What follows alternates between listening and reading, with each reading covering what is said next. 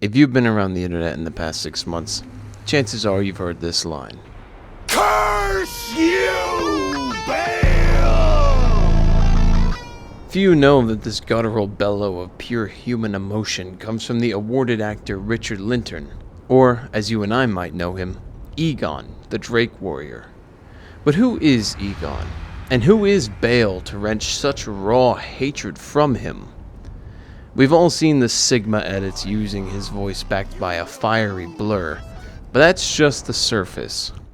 Today, in the second episode of Song to Story, we're taking a deeper dive, a comprehensive overview of two of Elden Ring's most famous characters, Igon, the broken Drake Warrior, and the tyrannical Bayle, the Dread.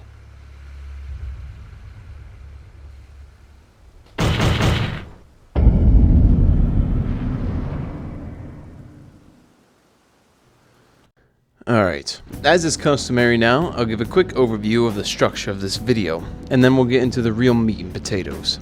This video is split up into two parts. First, the story. I'll give a comprehensive overview of Igon and Bayle's story, followed by a breakdown of Bayle's theme and how it represents their story. So, without further ado, I present to you the second episode of Song to Story, starring the lovely, the loathsome, the darling, and of course, the Dread. I wanna beat this shit! Nigga, I wanna go outside!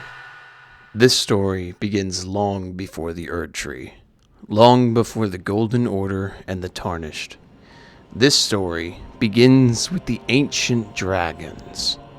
Before the Erd Tree, the ancient dragons, characterized by their scales of stone, reigned immortal as a wall of rock, protecting their lord, Placidusax. Between the dragons and their intelligent beastmen, they constructed the holy city Farum Azula, using the corpses of fallen dragons and beastmen alike to reinforce the walls of stone as time crawled on. Now, the observant mind might notice that I mentioned that the ancient dragons are immortal, and they are. But, if they're immortal, how can their corpses be used to lathe the walls of Farum Azula? Well, the dragons can't die, but they can be killed. That might not make sense, but the distinction is important. The stone scales of the dragons prevent death by natural means, but being killed and severed from their scales does end a dragon's life, which is why we see things like beheaded dragon statues or other dismembered ones.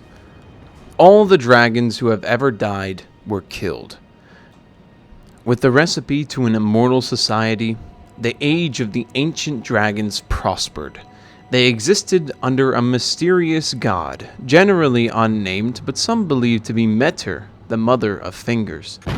This theory doesn't hold too much water, but we see references that this god gave the beastmen and the dragons intelligence through their 5 fingers, which is celebrated through the weapons like the Cinque Dea. Quote, "The design celebrates a beast's 5 fingers, symbolic of the intelligence once granted upon their kind."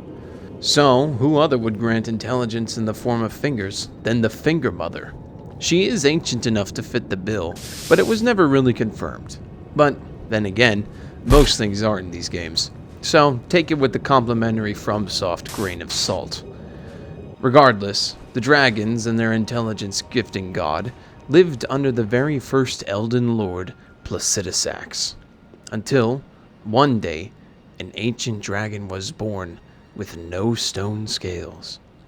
Mortal and feeble, Bayle was born. Similarly to another FromSoft dragon with no immortal scales, the prestige of the ancient dragon empire had no place for a dragon with no scales, and so Bayle was subjugated from the rest. Shunned and belittled, Farum Azula was harsh and closed off to Bayle, and so he became resentful, full of hate, and rightfully so. This hate fueled him. His power grew and grew. His mastery over red lightning and a new fiery magma born from ambition served to be the perfect tool to challenge a lord. Hey, I know it's early on in the video, but YouTube likes it if I ask you to subscribe. So if you're enjoying this so far and want to see more of my content, I'd really appreciate you for it. Anyways, Bayle would challenge Dragon Lord Placidusax, a fiery hatred versus stone-cold leadership, and their battle shook Farum Azula to its core.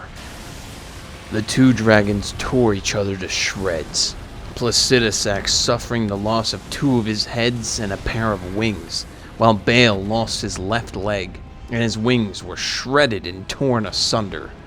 Fun fact, Placidusax's heads can still be seen biting down into Bayle's back, even when we go to fight him much later. Bayle sprouts a pair of ethereal wings, raining hell down onto Placidusax, who responds with his thundercloud form. The battle shakes dragon society as a whole, but ultimately ends in a stalemate. Bayle uses those same wings to flee to the realm of shadow, while Placidusax remains and licks his wounds in Farum Azula. Bayle was the foul dragon's name, a terrible harbinger of destruction whose challenge to the ancient dragon lord ended in grievous mutual injury. Bayle would perch atop the jagged peak, and from his bloodline would spawn the Drakes, lesser dragon-adjacent beings born without immortal scales. Perhaps it was with Elder Dragon Grail that this bloodline was conceived. Quote, Grail was the mother of all dragons, dwarfing all who stood before her like a looming mountain, end quote. Now, Grail's roar says she's the mother of all dragons, but this isn't true, as dragons and drakes are very different. Dragons have stone scales, 4 wings, and 4 legs, while drakes have 2 wings, 2 legs, and no stone scales. Notably, drakes also cannot use red lightning, aside from the jagged peak drakes who were close to Bayle. Regardless, now there were 2 races, and with this the god that the ancient dragons served abandoned them, leaving Placidusax to conjure a storm outside of time at the heart of Farum Azula, to await his god's return as the Age of Marika's Erdtree began. Mankind now ruled over the lands between, but Placidusax saw something in them, something familiar to him. He saw fire, drive, the kind that only sprouts from mortal lives, the same drive and fury he saw in Bayle. But he also saw an opportunity to get revenge on the vile usurper.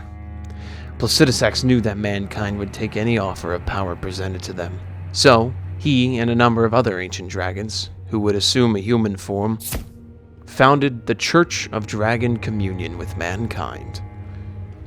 Humans were incentivized to kill drakes, the vile bloodline of Bayle the Dread, and with their heart's consumption, they could take on aspects of the mighty dragons, allowing their prowess as hunters to ever improve, but their hunger to ever deepen.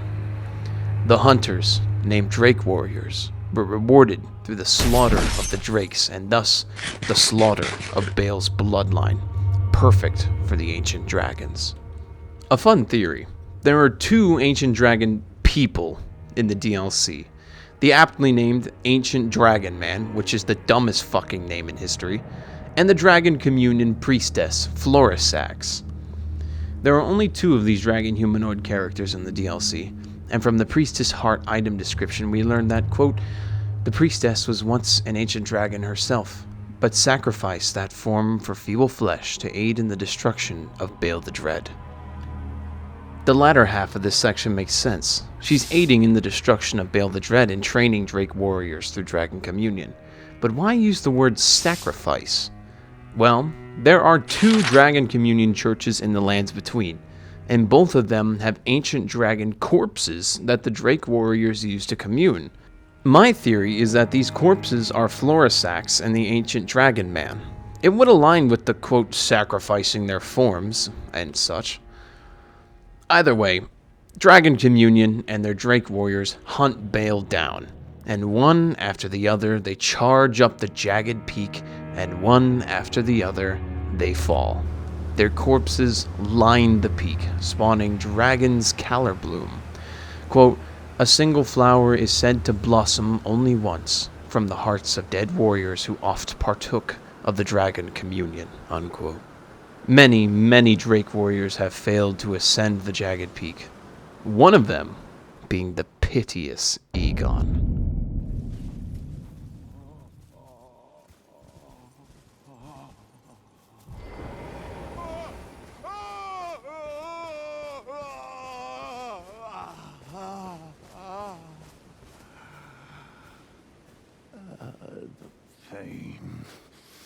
The pain. My arms, my legs, each lies a bloody ruin. The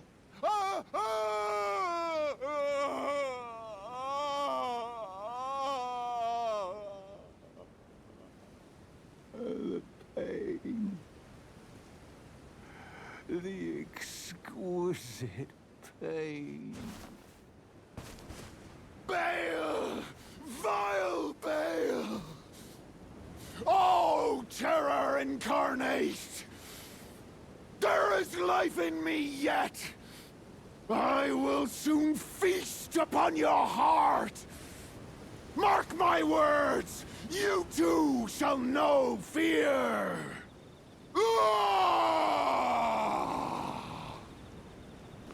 When we come upon Igon for the first time, we hear his wails of pain. He screams out for Bayle, a name that we aren't even familiar with at this point.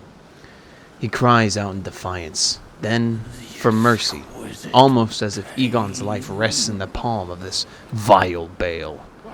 He speaks about feasting upon Bayle's heart, to strike fear into terror incarnate.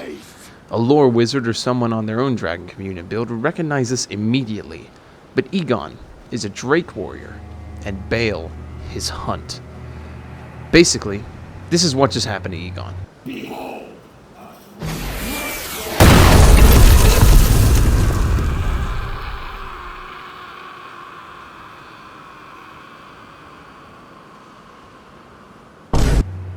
We exhaust his dialogue, which, if you're any fan of the classic Dark Souls moaning,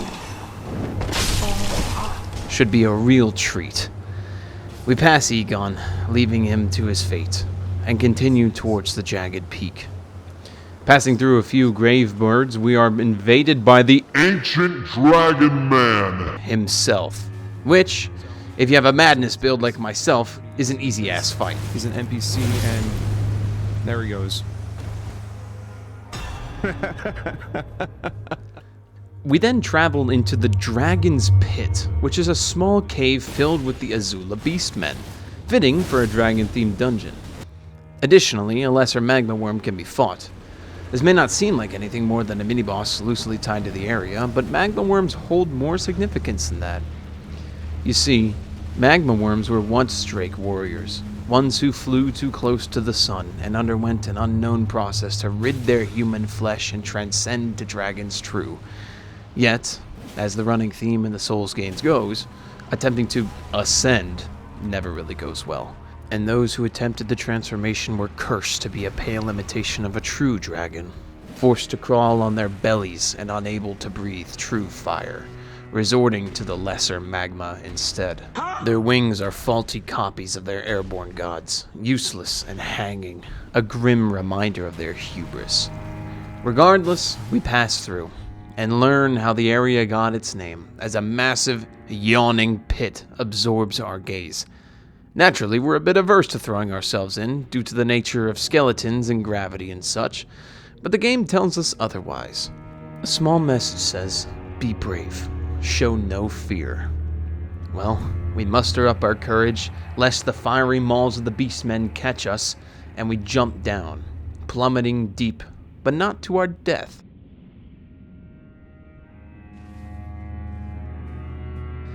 This fall takes us to the second and final encounter with the Ancient Dragon Man. which is more of the same. We get his Dragon Hunter katana as well, a great katana which doubles over as a Dragon Slayer, doing increased damage to Drakes. Fucking wreck this shit. It says he was a Dragon Hunter himself, an ancient dragon who shed his draconic form to shepherd the Drake warriors, a final test of sorts to filter out those too weak to conquer the Vile One. This is mentioned in the Dragon Hunter's Great Katana, calling the ancient dragon man an arbiter of the Drake warriors, or someone who has great strength and authority over something. Perhaps he noticed that we weren't a Drake warrior and attempted to stop us in our own tracks before we reached Bayle, but alas, his ass remains firmly kicked. Side note, some dispute whether or not it was the ancient dragon man who fucked up Igon, but I personally dismiss this theory. It has some weight to it, considering Igon moves up the peak once the dragon man is defeated, but I still think it was Bayle himself who bested Igon. We exit the dragon pit and arrive at the foot of the jagged peak. Okay, so we need to climb that fucking mountain. The throne in which Bayle's tyranny takes root. We quickly encounter our first jagged peak drake, a drake in close proximity of Bayle, and thus capable of using Bayle's flame lightning, an offshoot, but not quite the red lightning of the ancient dragons. Something more fiery, more human. Break the fucking eye. Oh. And that's the end of that? Once defeated, we can progress in two ways. Heading south, we come across a colossal drake corpse, the largest dragon in the entirety of the Souls series thus far. This corpse serves as the grand altar of Dragon Communion, the seat of the strongest bed of power in Dragon Communion history. Under the nose of Bayle the Dread, Florisax, the dragon priestess, awaits us. Warrior true, picture yourself, feasting upon a dragon's essence, on the throbbing heart of the oldest, vilest dragon of them all. It would be the purest form of communion, the fullest sating of your hunger and your consummation as a dragon whole. We are approached with an opportunity to embrace the strength of dragons, the strength alone enough to fell the dread once and for all. If we agree to devour the draconic essence, she says this. Yes, as it should be. Now, seek the jagged peak. There you will find Bayle, the oldest and vilest of all dragons, land-bound warrior. Follow your desire and slay the foul beast. Devour its throbbing heart. I will grant you the strength required. In the name of my lord, Placidusax. We are subtly commanded to enact the will of the ancient dragons. If we ask her about Bayle, she will recount the story as I have thus far. In a time long past, Bayle turned upon the Dragon Lord. The foul traitor assailed our master and inflicted a grievous wound, only to make a hasty retreat, becoming a sworn enemy of the group. Since that day, Bayle and his bloodline, the Drakes, have served as sacrifices for Dragon Communion, land-bound warrior. My lord, Placidusax, has shown your kind what must be done. Seek communion. Sate your boundless appetite. Feel the euphoria over Dragon's essence taking root in your meager frame. With that, we ride on, scaling the jagged peak. We come across a duo of jagged peak drakes duking it out and laying waste to the surrounding area. If we decide to hop in and settle the dispute, we hear a familiar laugh.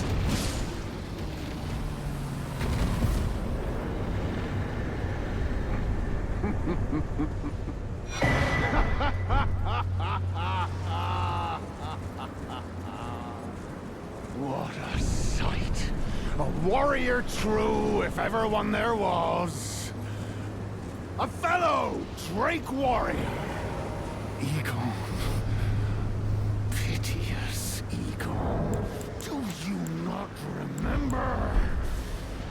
Conjure your past, how once you were, when fear was yet foreign to you.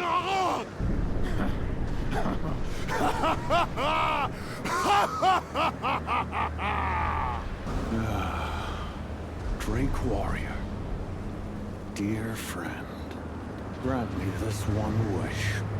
Take this finger, my finger, scale the jagged peak, face Bayle the Dread, and when you do, summon me. Summon my soul. My limbs are limbs no more. My heart is twice over filled with fear.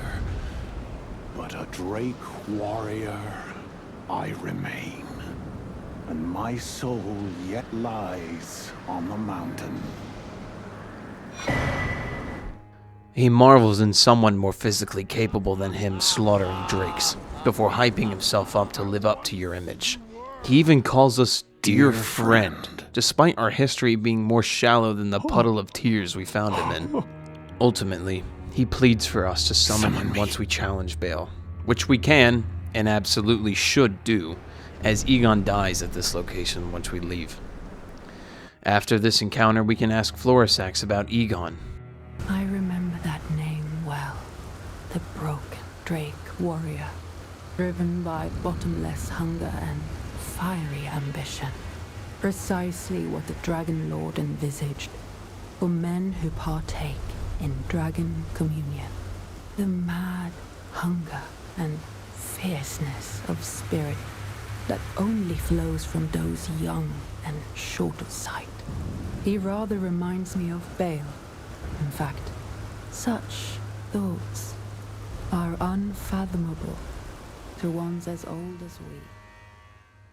She rather blatantly states what the writers are trying to do with Igon and Bayle, to establish a sort of mirror relationship between the two.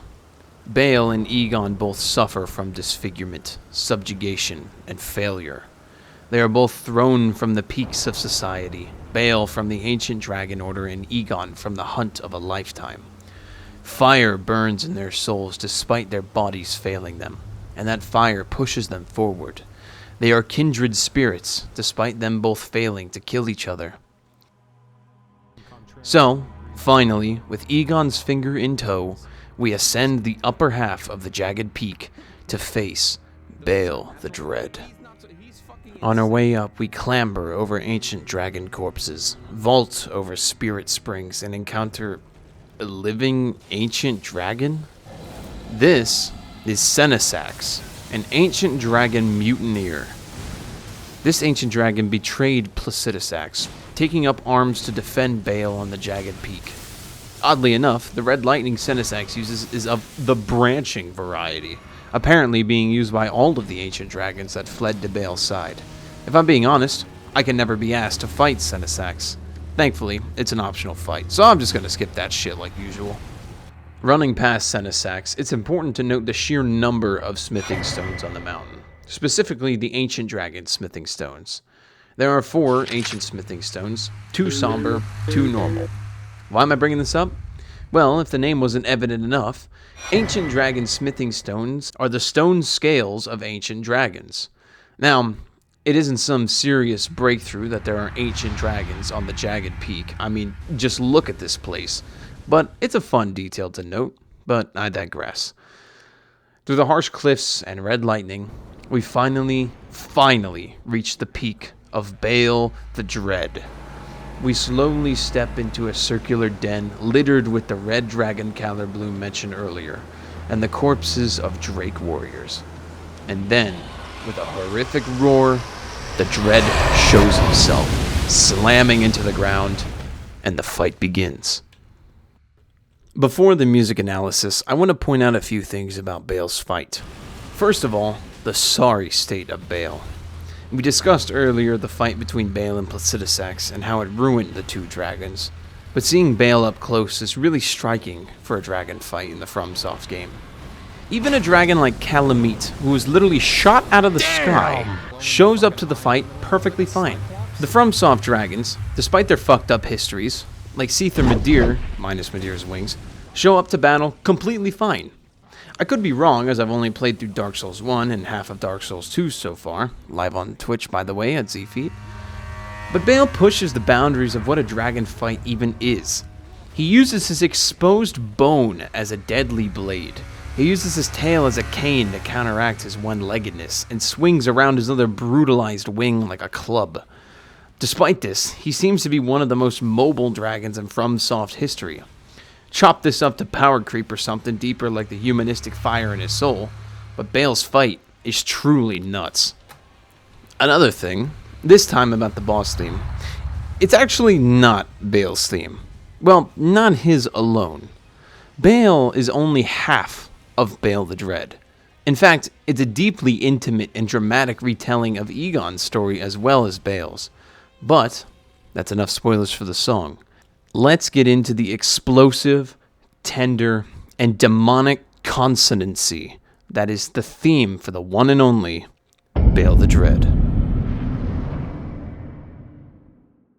I want to preface this part by saying that I'm still not a music theorist. This is still my opinion and my interpretation of the music. So, if you feel differently about my interpretation about the song or even the story, feel free to let me know in the comments. It's also important to note that I will be using clips from more technically experienced YouTubers, like Davi Vosk, to explain things like chord progressions and scales, with permission, of course. Now, without further ado, we fucked around enough. Let's finally get to the dual theme of the one and only, the vile, Bayle the Dread. And I'm gonna throw Igon screaming in there for dramatic effect. It's just incomplete without it. Curse you, Bayle! I hereby vow you will rue this day!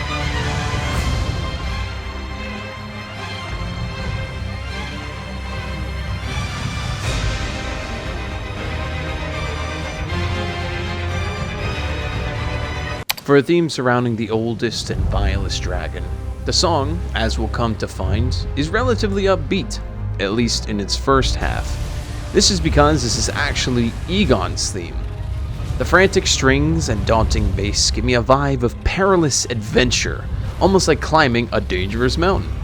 Igon, along with the strings, once quick on his feet, masterfully scaling the jagged peak and making his way past the ancient dragon man. It's completely heroic, something nearly unheard of for FromSoft music.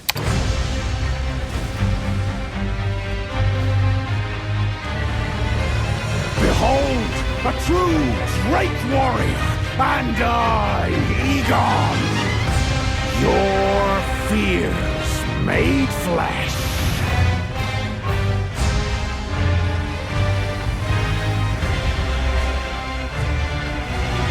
This portion is more of the same. Upbeat strings with a very heroic, almost legendary sound.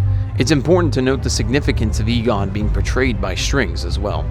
For one, Igon literally uses a stringed weapon, a bow, so this connection between him and the string instruments is obvious, but there's also a bit more nuance to it. When the DLC first came out, Igon was likened to one infamous Captain Ahab of the legendary Moby Dick. I won't go into huge analysis of the story, but the community saw a gruff, screaming man hunting down an impossible beast and something just resonated.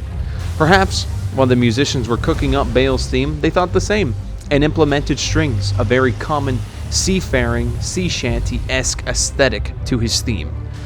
Another important thing to note in this section is the vibrato trombone in the background.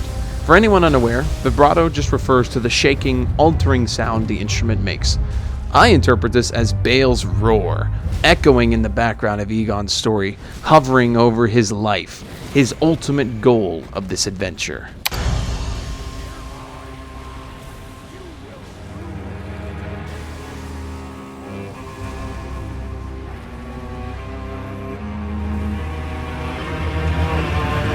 Here we have the reaffirmation that Igon is represented by the strings, specifically the cello.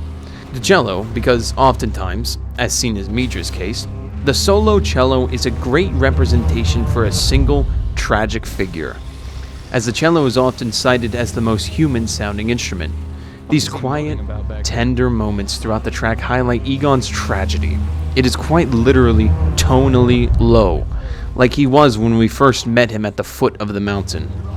The strings are intimate and contrast the chaos of the rest of the track to highlight the duality of this piece, shifting between glorious adventure and bottomless wallowing. It almost sounds to me like a changing perspective.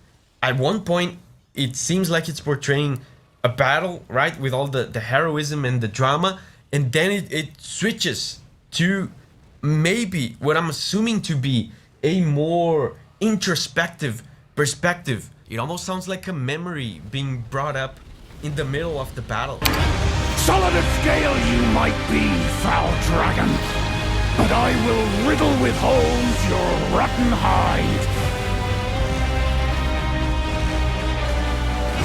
With a hail of harpoons, with every last drop of my being.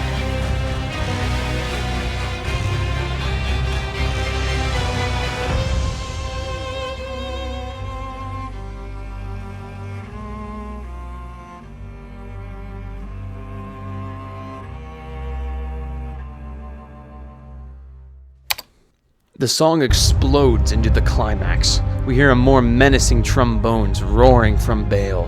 Climactic cymbal crashes to signify a great clash, perhaps the conflict that sent Igon reeling to the foot of the mountain. I would also like to point out the little flurries of violin notes that accentuate this portion.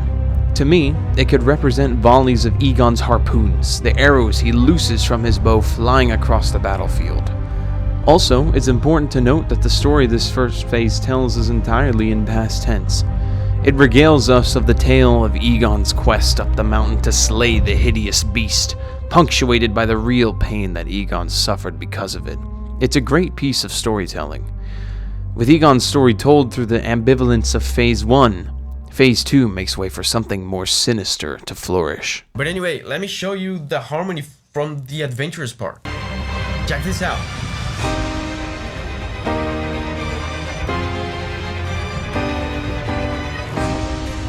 Amazing. Pay attention to this chord here. This sounds so heroic. It's a happy chord. And this is unusual for Soul's music, for them to be so deliberately positive and heroic. And then of course there's the drama, right, of the adventure of the hero. They build tension slowly here. This is a not very tense chord. And then it goes to the tense chord, right, to create that tension, to create that drama. Man, but that's so intriguing.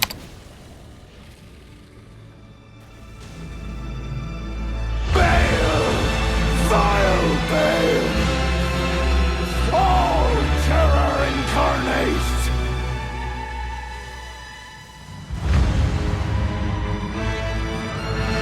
As Bayle unveils his wings, the same wings he escaped Placidusax with, a crash of sound falls upon us, now with a choir to accentuate the heavenly reveal of Bayle's second phase.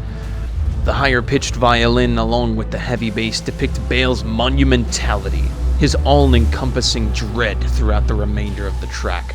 But, as we'll come to see, the violin plays a bigger role than just that.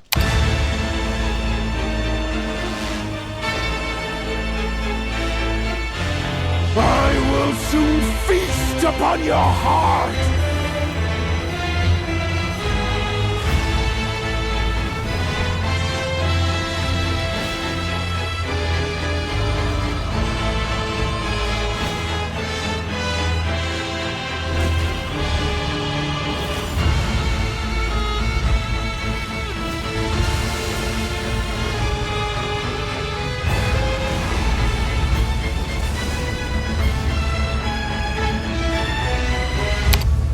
An important detail to note are the descending scales played by the backing strings.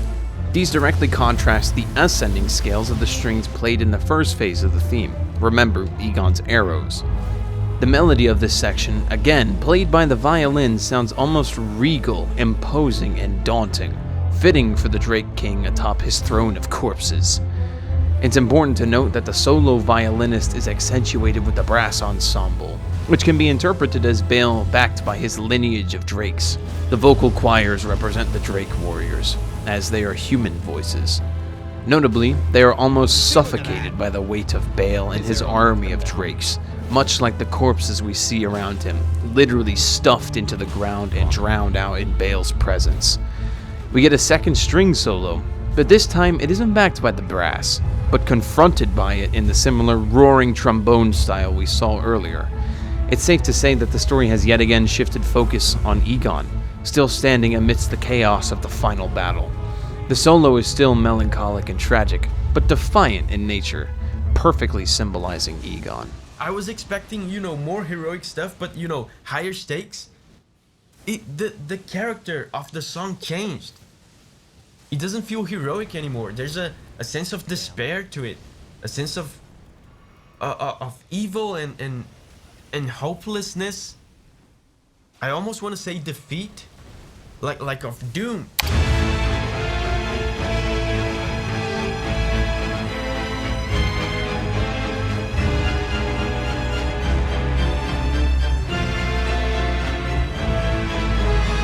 I want to point out this part in particular for how classically dangerous it sounds.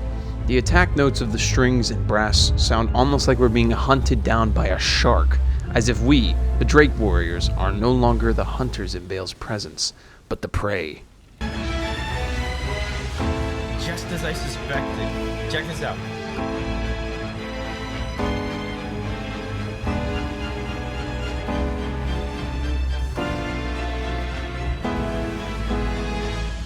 Yeah, and then we go into the interlude, but guys, did you see that?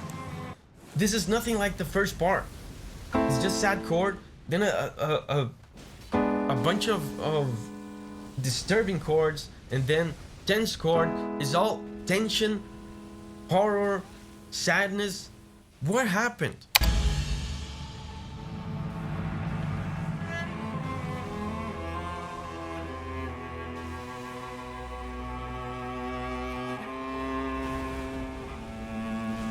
We get a final cello solo right before the climax, a tender reflection of the journey we've endured thus far to be here, fighting through the flames of damnation. Igon's low on health, maybe we're running low on Estus's. Things fall into a lull, the calm before the storm. There is life in me yet! Mark my words! You too shall know fear!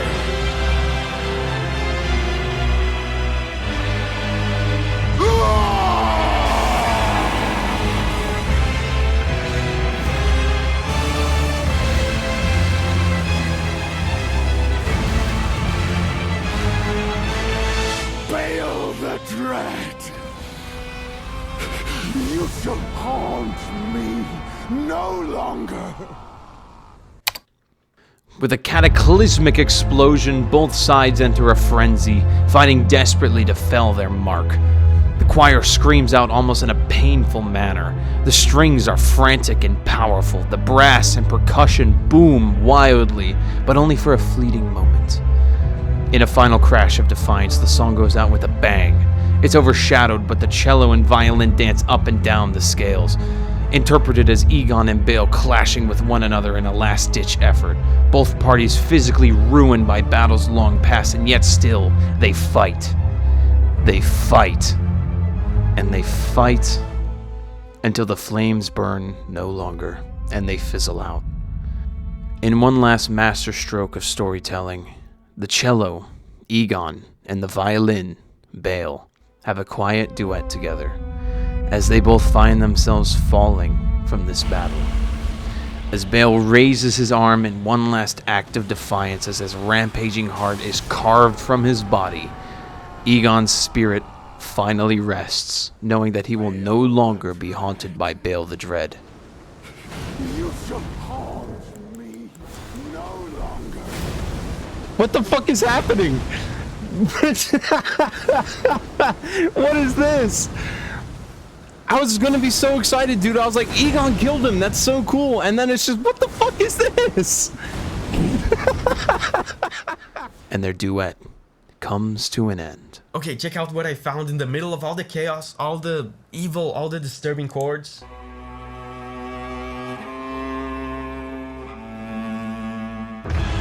Disturbing.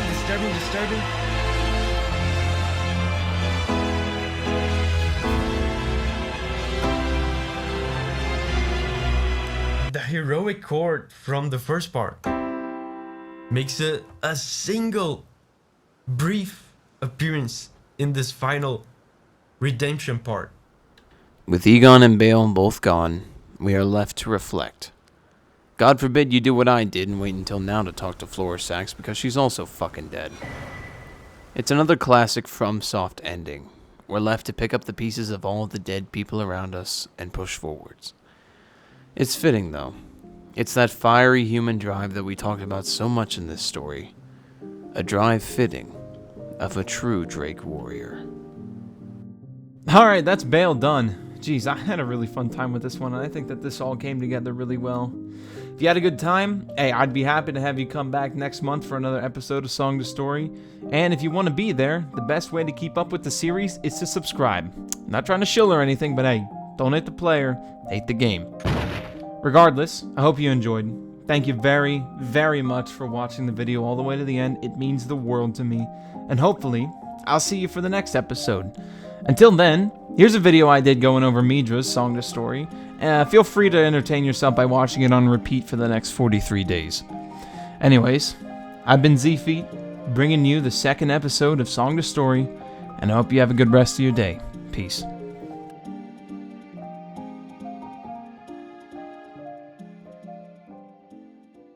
Big booty guys I'm quite fond